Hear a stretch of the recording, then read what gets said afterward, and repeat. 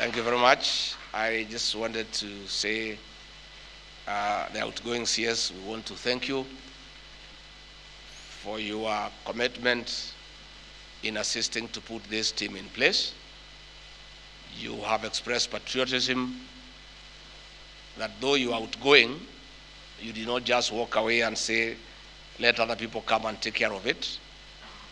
And you have been very committed and you have really assisted in getting this team to get to work.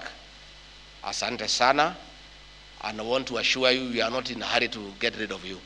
Take your time. This is your country, this is your government. And although there will be an incoming CS, I am sure you hold his hand, and you are a senior citizen who has served this country with distinction. And when need arises and we need your input and advice, I'm sure the President will be able to call upon you to come and help us. I agree we may be similar in many instances in talking our mind. The only difference is that the government you served, you could not talk openly without reprieve. The one I serve is an open government. You say what you must say, and you say the truth as it is. Professor Munavu and your team, the way the outgoing CS has said, tell us the truth, raw as it is, and don't look back. We are not interested in being praised and being told what we want to hear.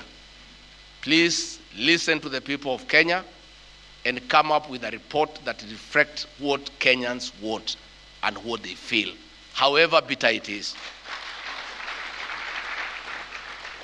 You know, in the previous administration, all meetings of this level and other levels, all the people who are making contributions belong to a praise and worship team.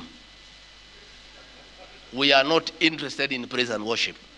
All of us have praise and worship teams in the churches where we go on Sunday. For the purposes of assisting President William Ruto and the government, those who have been given duties, please be frank and be true, because truth sets everybody free. And you cannot build a country on lies and burying your head in the sand. We must confront the challenges ahead of us, and the only way to confront those challenges is to be truthful and factual. So we are looking upon this team to go around the country, listen to everybody.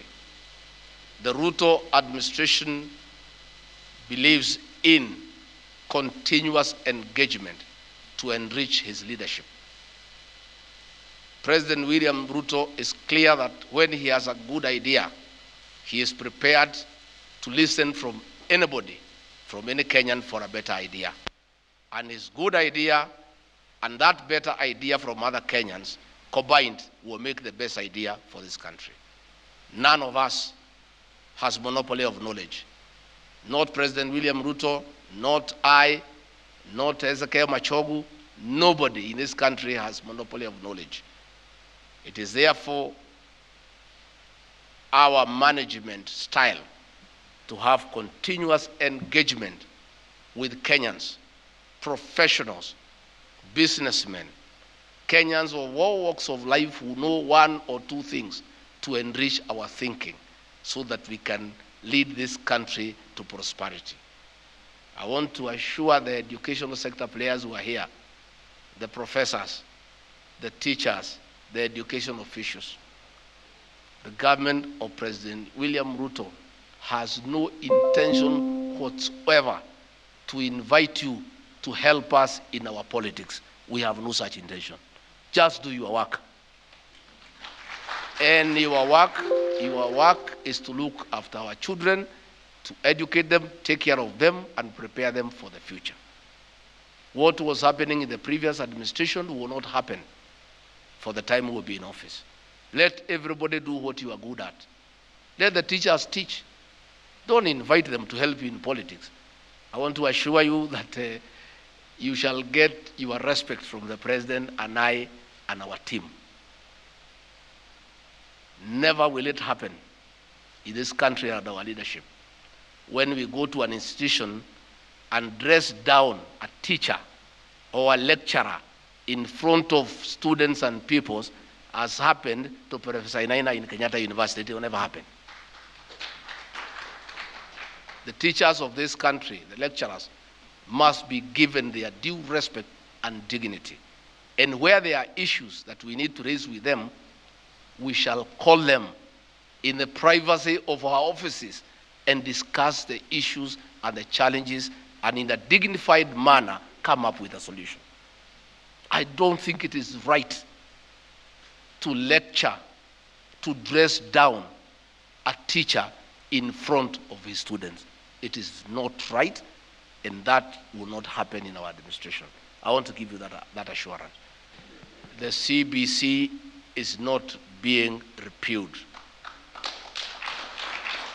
What this good team is doing is to look at it, get the views of stakeholders and the people of Kenya, to keep and improve what is good and to address challenges of where there could be weaknesses for our children. That is the position. Number two, we had our plan, our manifesto, our educational charter. There are several things that we promised the teachers. The issue of delocalization that has destroyed families. The Ruto administration is for a strong family unit to keep families together, especially more so of those teachers and those Kenyans who are headed to retirement. We want to assist them to prepare for retirement.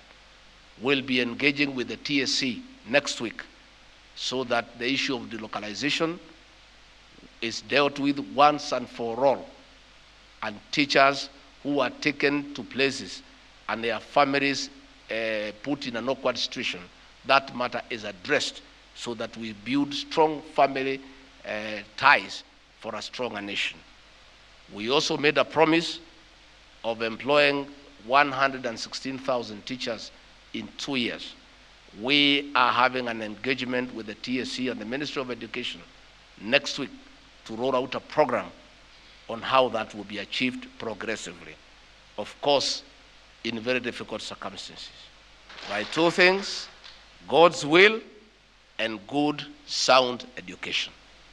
So we have a duty as leaders to do everything within our power to give our pupils and our learners a similar environment that we were given by our parents and the government then, so that one day those little children in primary school in standard 2 and 3, one day they can be here as deputy president, they can be state house as president by getting good and quality education.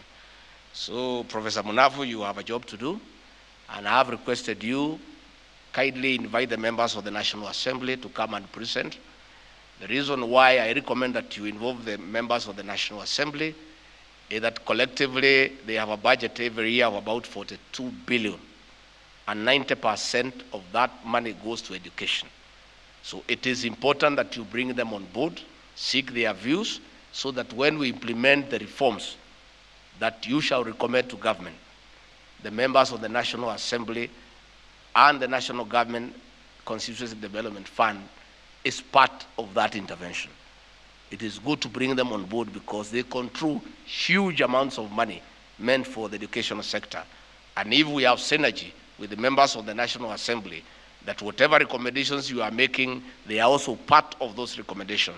I have no doubt in my mind they will be very happy because they are very passionate about education to put that 40 billion or so to assist us in whatever recommendations you shall come up with. So I really want to wish you well. Please listen to everybody. This country is a democratic country. Everybody has a right to say what you want. Talk to everyone. Talk to the unions. Talk to KEPSHA. Talk to KESHA. Talk to the teachers in primary schools. Talk to people in ECD. Talk to the private schools. talk to people in special schools, talk to anybody who cares to say something about education. And I also ask the people of Kenya, please don't stay at home and criticize the recommendations when they are pronounced, yet you are not available to come and say something. Because the people of Kenya have that problem. They stay at the shopping centers and criticize everything there. Hadi naitwa Mong'etho. Kwa hayo mengi, asanteni sana. Mungu awabariki na tunawatakia mema. Thank you very much.